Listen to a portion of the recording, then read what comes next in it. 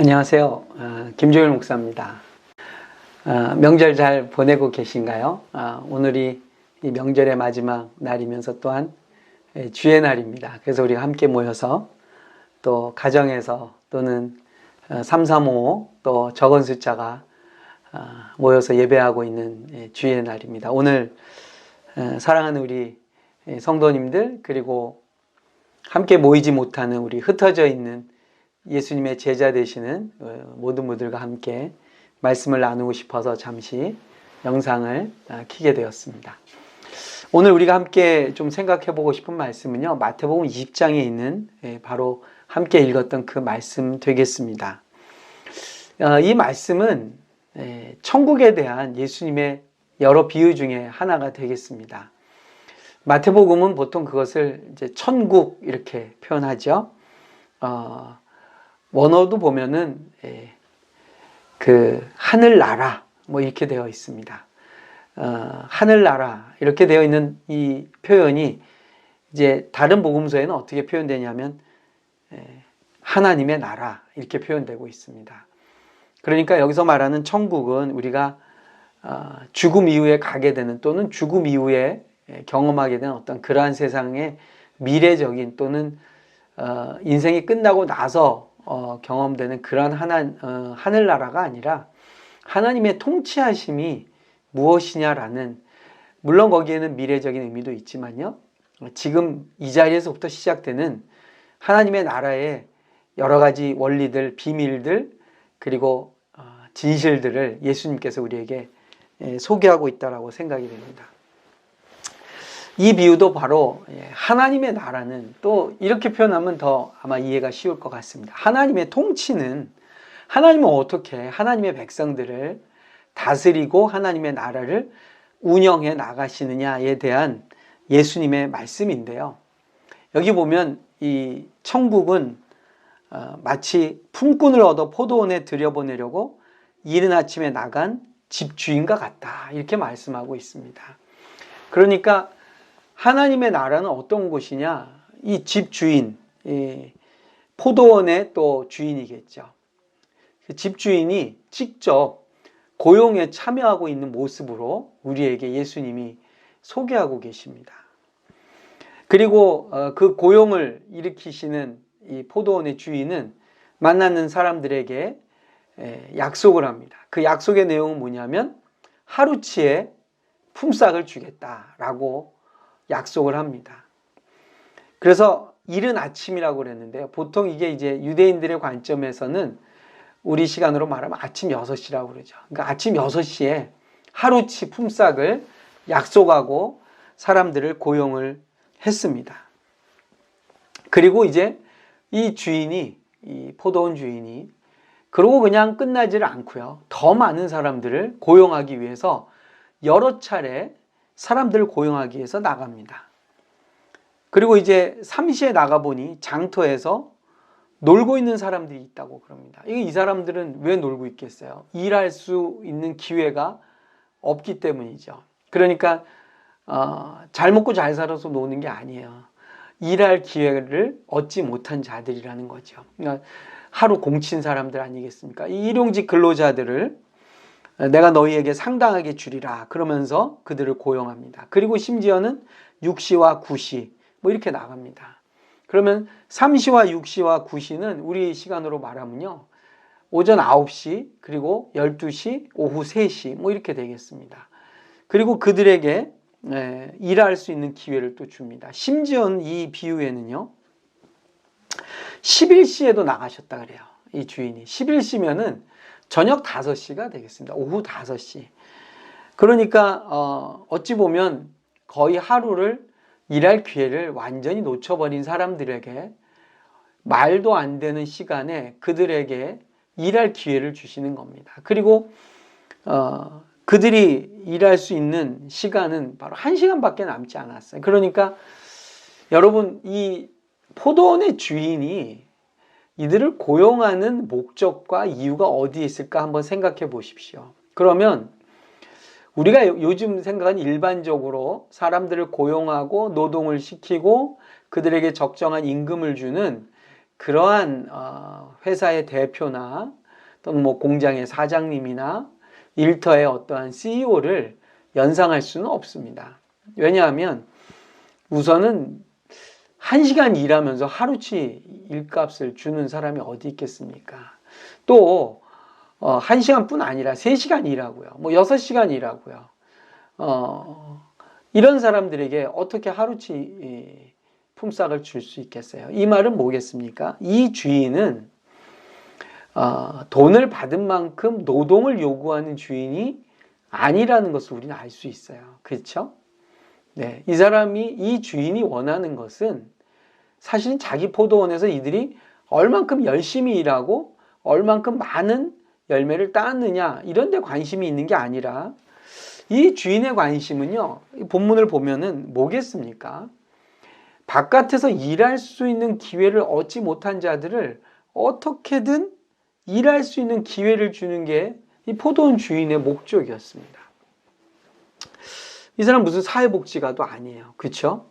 그리고 이 사람이 무슨 그냥 좋은 일 하려고 포도원에 사람들 부르는, 그랬으면 그냥 돈을 주면 될 텐데 그냥 돈을 주진 않아요. 또 그렇죠?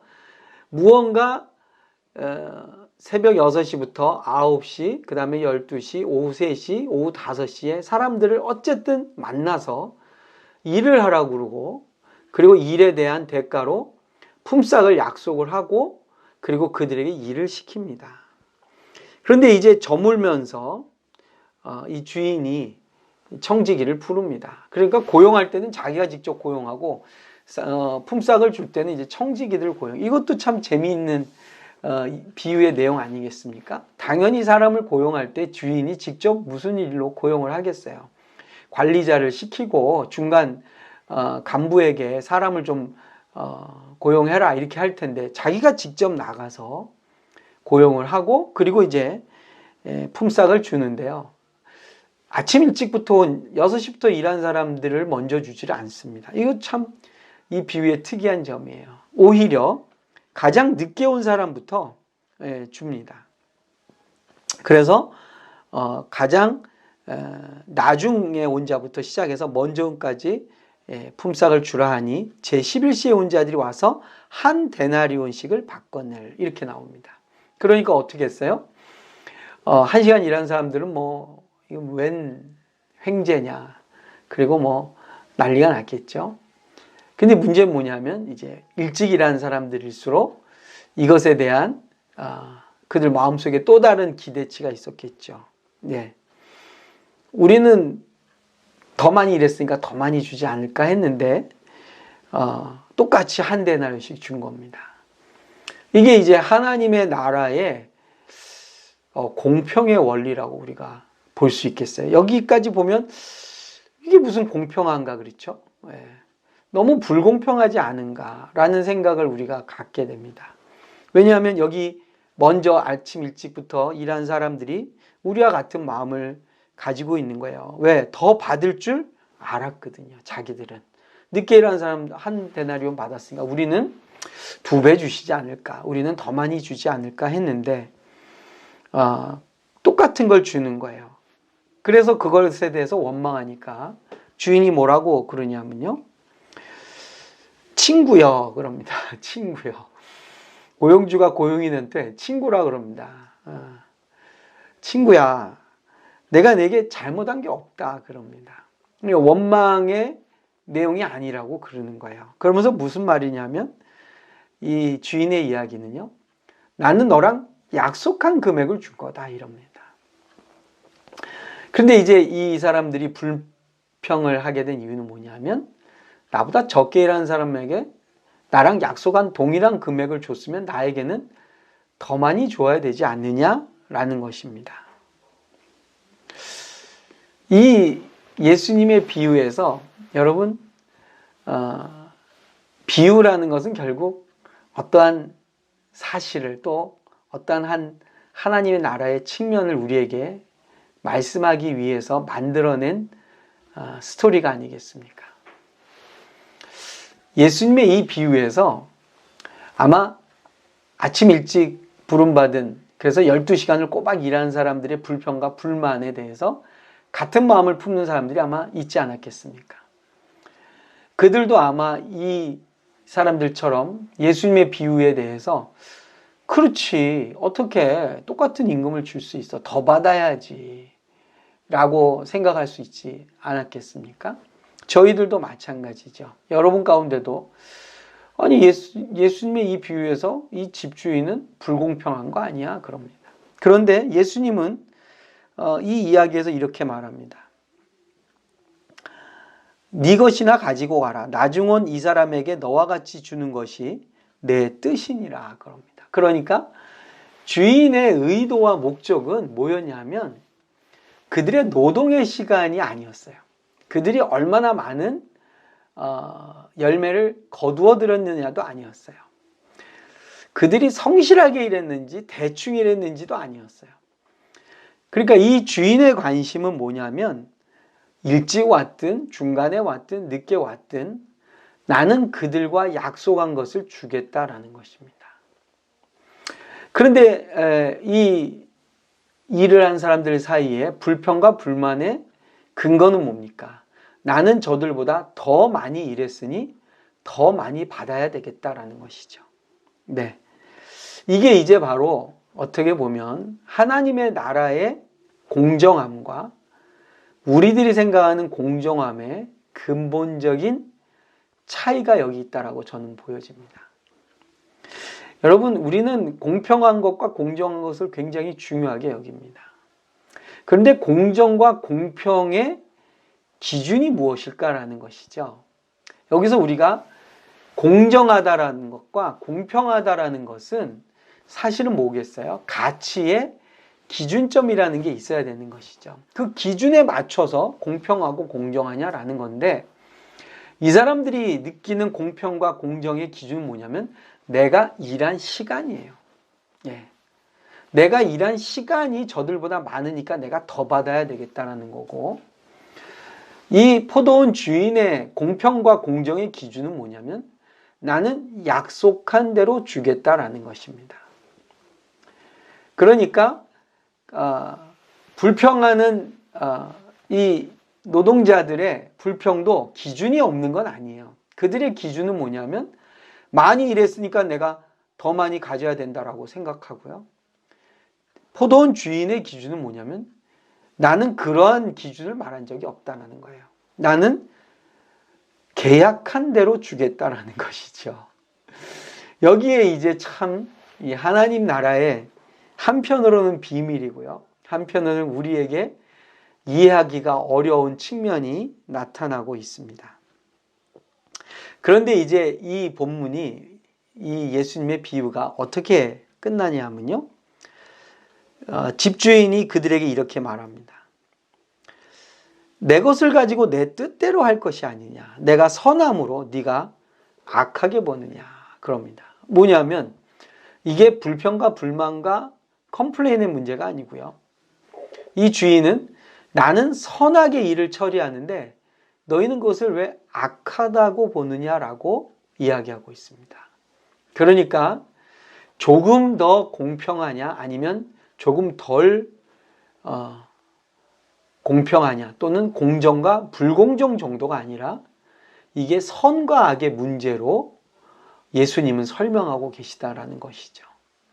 그러면 이제 우리한테는 이게 만만한 본문이 아닌 겁니다. 그렇죠? 이게 그냥 불평하고 원망하고 끝나는 게 아니라 포도원 주인은 선한 일을 한 거고요. 그것에 대해서 원망하는 자들은 악한 눈을 가지고 있다라고 보면 이게 이제 영어 성경에 보면 evil eye라고 나와요. 그러니까 악한 눈으로 이것을 보고 있다라는 것이죠. 근데 이제 고대 유대인들의 이제 뭐 성경 말씀이나 다른 곳에 보면요. 이 악한 눈이라는 것은 그것이 그냥 사물을 어떻게 왜곡돼서 보는 그런 의미가 아니고요. 어떻게 보면 이제 그들의 관점에 대한 표현입니다. 그래서 이 악한 눈은 어떤 의미가 있냐면 이런 겁니다. 시기와 질투와 그리고 거짓된 생각과 관점으로 하나님을 평가하는 것을 악한 눈이라고 말합니다. 그러니까 이 일찍부터 일한 농부들의 문제는 뭐냐면요. 자기들이 더 많이 일했으니까 더 많이 받고 싶다라는 그 생각이 하나님의 나라에서는요, 악한 것이에요. 왜냐? 그들의 기준은 저들이 나랑 똑같이 받은 것이 기분 나쁜 거죠. 저들이 나랑 똑같은 은혜를 누리는 것이 견딜 수 없는 거예요. 근데 포도원 주인은 무엇라고 말하냐면요. 나는 너랑 약속한 대로 주었다라고 그럽니다. 그러면 이제 무슨 문제만 남습니까? 그것을 받아들이든지 그것조차도 내가 감사함으로 받아들이든지 아니면 오늘 여기 이 비유의 모습처럼 결국 이 주인은 그렇게 불평하는 자들을 네 것이나 가지고 가라 이러면서 더 이상의 관계를 이어나갈 수 없음을 보여주고 있습니다. 반면에 여러분 늦게 와서 한 데나리온 받은 사람들은 어떻을까요? 아마 이 주인에 대해서 엄청난 칭찬과 또는 감사와 그리고 존경의 표시를 하지 않았겠습니까? 사실 여러분 하나님의 나라는요 우리가 생각하는 가치체계랑 이런 면에서 굉장히 다르다는 것을 보여줍니다. 뭐냐면 하나님의 나라의 가치체계는 하나님과 나와의 약속에 근거하고 있습니다. 하나님은 약속한 그대로 우리에게 주신다는 겁니다.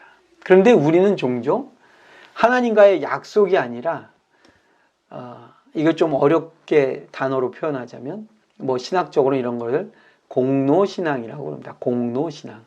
내가 수고하고 애썼기 때문에 내가 수고하고 애쓴 만큼 하나님이 보상해 줘야 된다라는 거죠.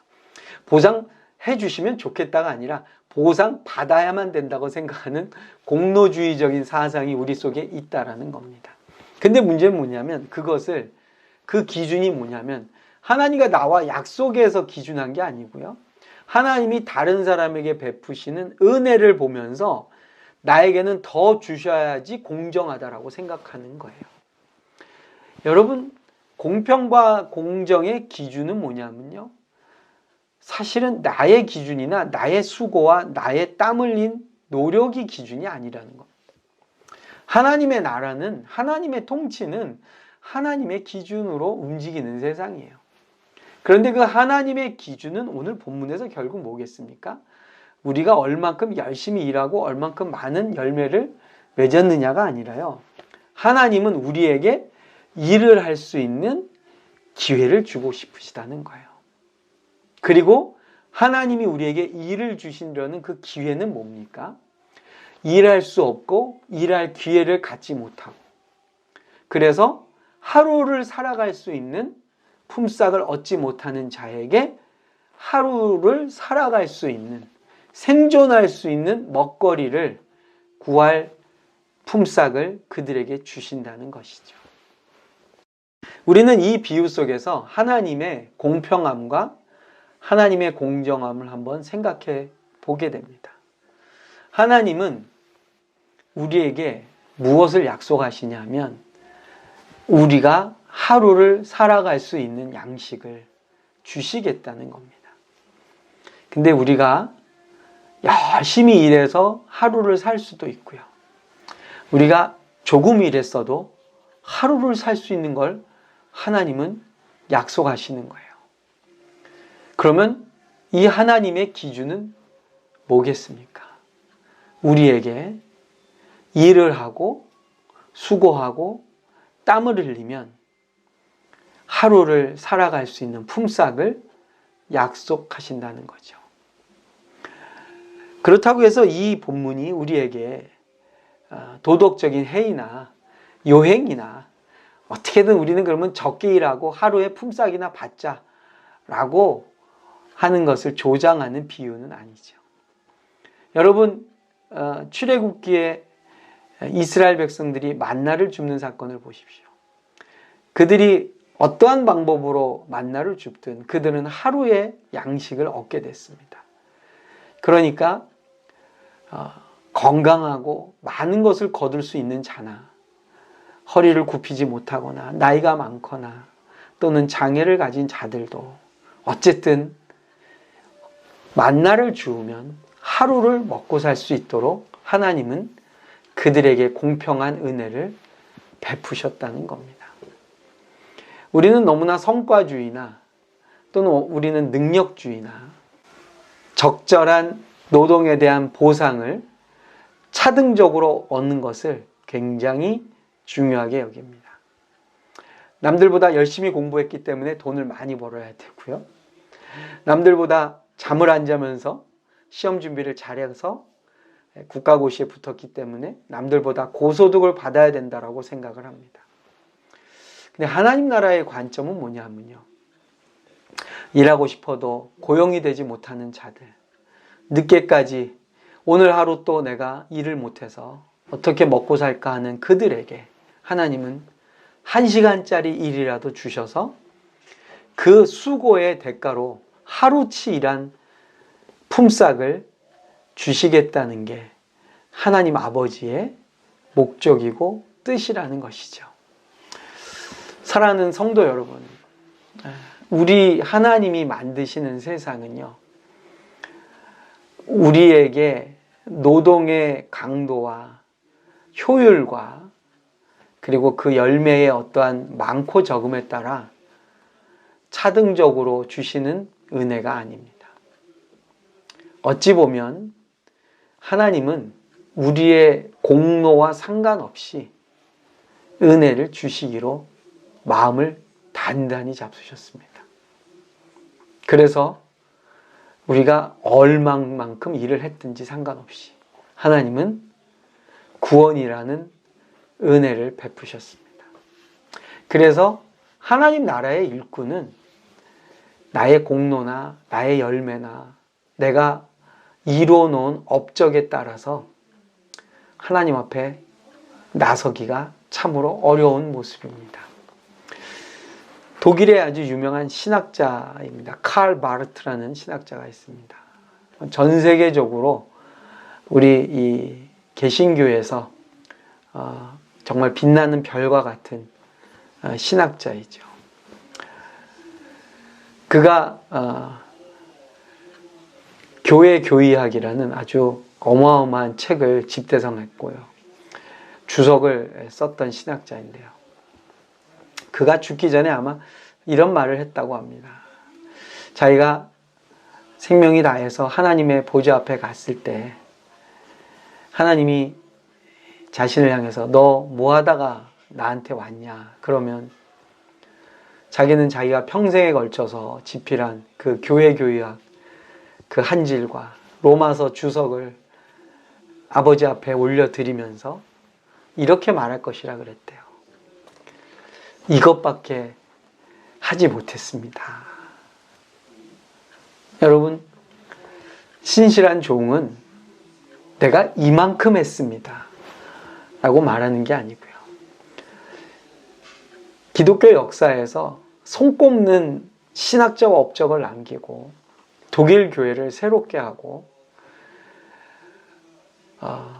현대 신학의 빛나는 별과 같은 업적을 이룬 신학자가 주님 앞에 가서 할 말이 주님, 이것밖에 하지 못했다 라고 고백하는 그 고백을 우리들도 할 수 있으면 좋겠습니다. 그것이 바로 구원받은 자의 고백이 아닐까 싶습니다.